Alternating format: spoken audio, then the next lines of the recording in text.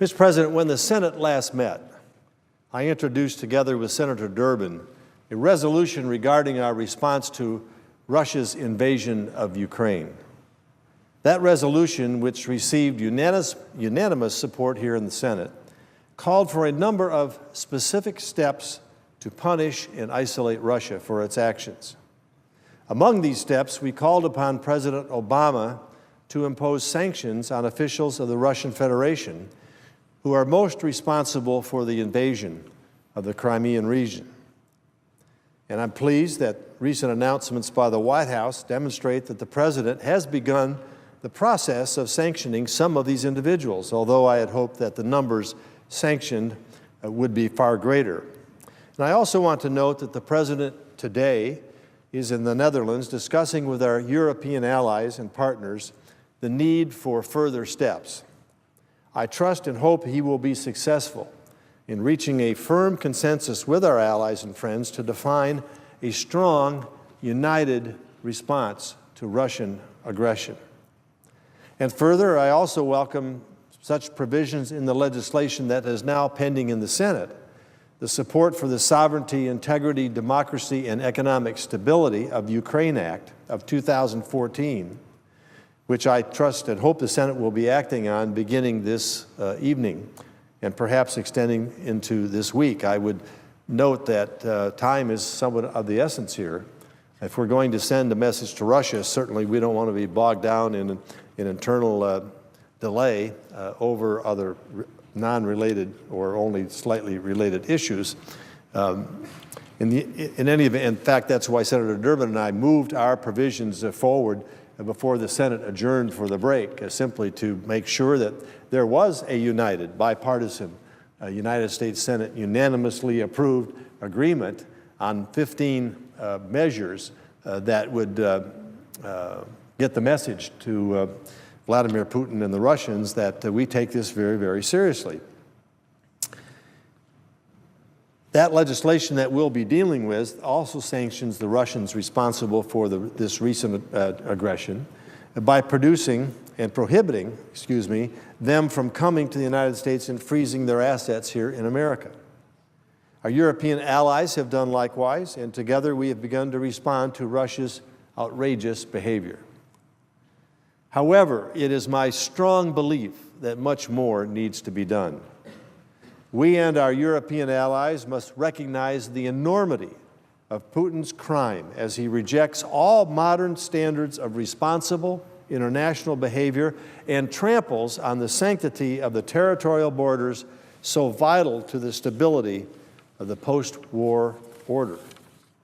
The international response must be much more vigorous if we are to prove that Putin's behavior is unacceptable and cannot be repeated. A strong response now is the best way to reassure our allies and friends who are precariously placed on Russia's borders that this outrage must be stopped, reversed, and ended. Conversely, to do little more than prevent a handful of Russian officials from traveling abroad will show Putin and his cronies that, in the end, we actually do not mean what we say. So again, I want to say, the international response has to be much more vigorous if we are to prove that we stand together in united, one voice, claiming that the behavior of President Putin is unacceptable and cannot be repeated. Now, when Senator Durbin and I introduced our prior resolution on this subject, we signaled our willingness to work with the administration to craft more punishing sanctions, including economic sanctions, possibly targeting key sectors of the Russian economy.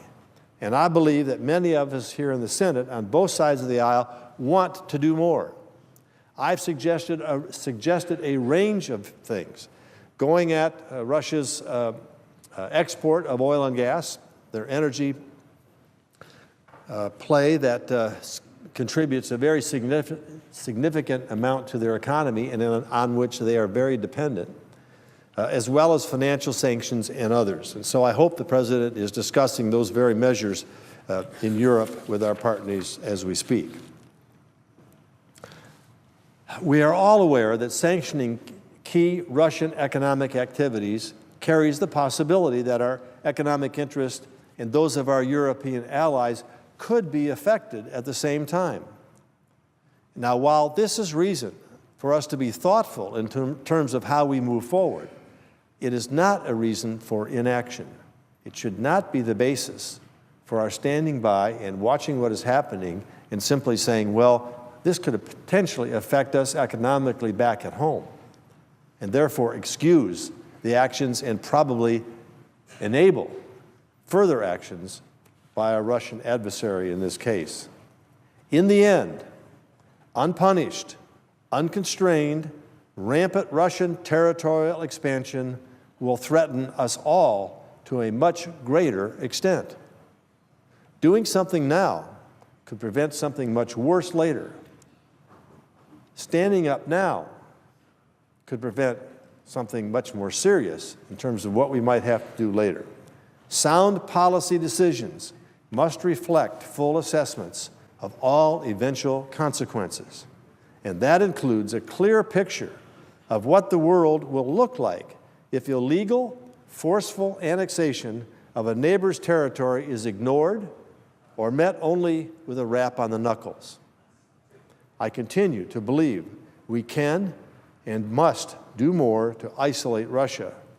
This includes, for example, explicitly expelling Russia from the G8, not temporarily, but explicitly expelling them and ending the NATO-Russian Council. And in addition, I'm proposing today a specific economic sanction that will harm Russian interests in a serious way and hopefully with minimal or no damage to our own. I'm introducing an amendment to the Ukraine Act and Ukraine Aid Bill, and I trust it will find broad bipartisan support. The purpose of this amendment is to sanction Russia's Rosoboron export, the sole state agency for export of Russian weapons systems and defense-related goods. This is a state corporation exclusively entitled to export the entire range of Russian armaments officially allowed for export. It was set up for that purpose. It was set up by President Putin.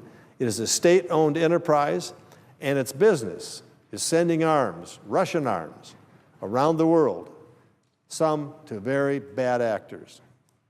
Many of our colleagues here in the Senate know of this arms export agency because of Russia's continuing supply of arms to Assad's regime in Syria. Many here have repeatedly called on the administration to stop all cooperation with Rosoboron export for that reason. We now have a new, broader reason for ending all cooperation with this export agency of Russia. To take steps to meaningfully obstruct that agency's work and the income it provides the Russian state will become among the most effective ways we have of demonstrating our condemnation of Russian action by force of arms. Let me briefly explain my amendment. It does three things. First, it prohibits the United States government from doing any business with this Russian agency by prohibiting future contracts and canceling past contracts. It is true that the recent National Defense Authorization Act, which I supported, also includes similar language. But that section, that act includes a waiver authority and another workaround provision that the Defense Department has been using in order to buy Russian helicopters for Afghanistan.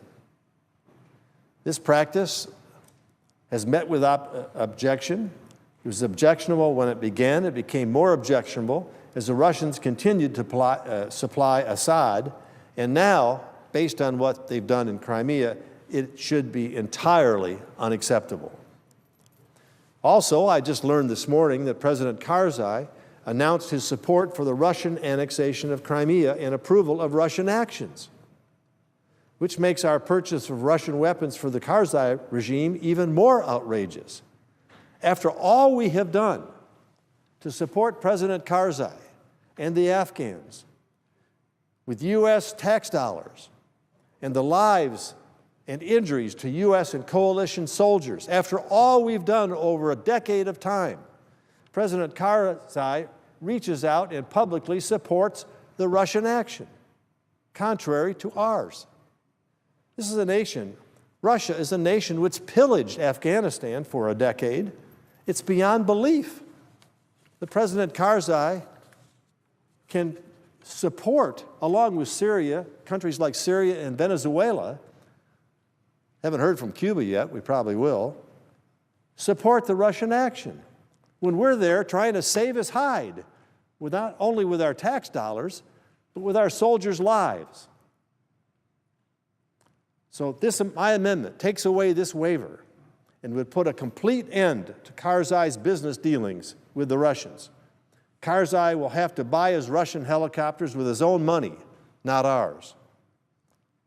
And second, I propose that this amendment will prohibit contracts with any domestic or foreign company that cooperates with Rosoboron Export in the design, manufacture, or military development of military equipment. Other types of business dealings with the corporation for non-military activities would not be affected. We're going after the military exports, many of which go to some of our sworn enemies. And third, I propose to authorize the President to deduct from our foreign assistance programs any amounts that a foreign state recipient spends on Russian weapons through Rosoboron Export. These deductions would be made from Economic Support Fund and Security Assistance accounts, but would not affect other aid programs. The President would be authorized to reprogram such funds for use elsewhere, subject to congressional notification. If a U.S. aid recipient is tempted to use some of our money to buy Russian weapons, they need to know that we would deduct that amount from our assistance programs. They can buy Russian weapons on their own dime, not on our dime. Taken together, I believe these proposals would be a very useful addition to the Ukraine Aid Act and give it the additional teeth that it needs. This amendment would harm the Russian arms industry, the Russian economy, Russian prestige, and Putin's standing in the world.